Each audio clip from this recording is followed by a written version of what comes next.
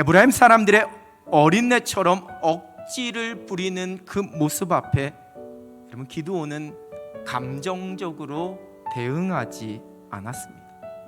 미디안과의 싸움이 끝나지 않았기 때문입니다. 지금 에브라임 사람들과 말다툼하면서 옳고 그름을 따질 때가 아닙니다. 그래서 그들의 마음을 달래고 어루만지고 있습니다. 하나님께서 주신 지혜로 행하고 있습니다.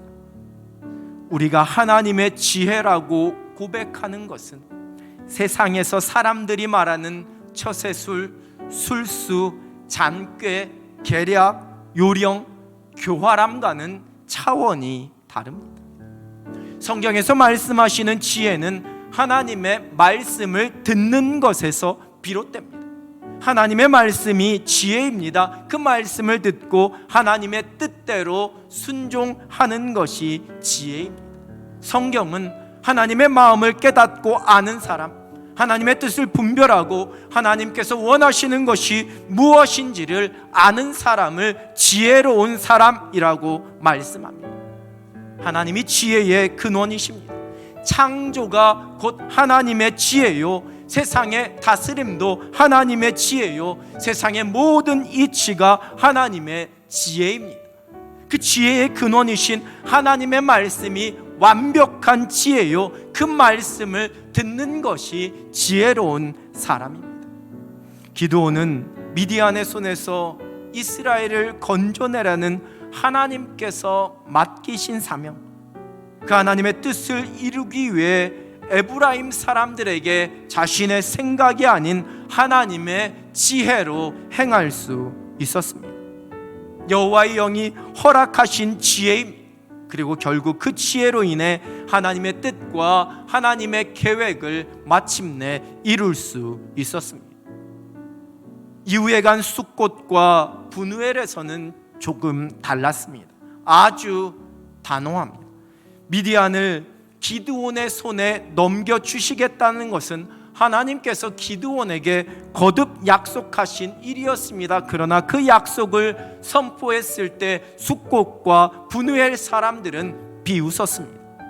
기드온은 하나님의 말씀, 그 약속과 그 일하심을 비웃은 그들을 향하여서 심판의 칼을 들었습니다. 하나님께서 약속하신, 하나님께서 이루실 그 일들에 대한 믿음의 순전함이었습니다. 여호와의 영이 허락하신 순전함이었습니다. 감정으로 행하면 보복이요 보응이 됩니다. 그러나 하나님의 나라, 하나님의 영광을 위하여 그 말씀에 근거하여 행하는 일은 믿음의 순전함이 되는 겁니다.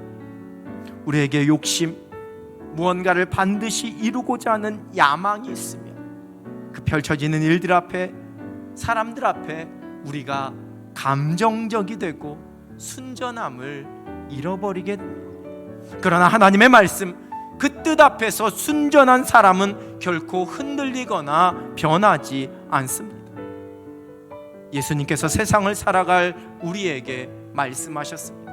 수많은 죄의 유혹과 우리의 믿음과 십자가 복음을 향한 도전이 있는 이 세상 속에서 우리가 살아가는 것이 양이 이리 가운데 살아가는 것과 같다라고 말씀하십니다. 그 이러한 세상에서 거룩한 하나님의 백성, 부름받아 택함받은 제자로 살기 위해 뱀같이 지혜롭고 비둘기같이 순결하라 말씀하십니다.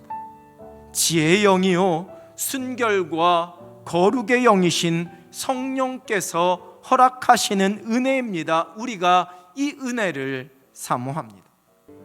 십자가 복음으로 하나님께서 맡겨주신 사명을 감당하며 세상을 살아가는 하나님의 사람들에게는 때로는 지혜가, 때로는 순전함이 필요합니다.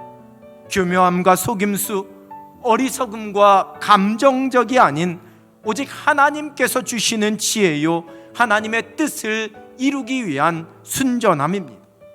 여호와께서 함께 계시는 사람들은 결코 세상을 두려워하지 않습니다. 타협하지도 않습니다. 성령께서 주시는 하늘의 지혜와 복음의 순전함으로 살아갑니다.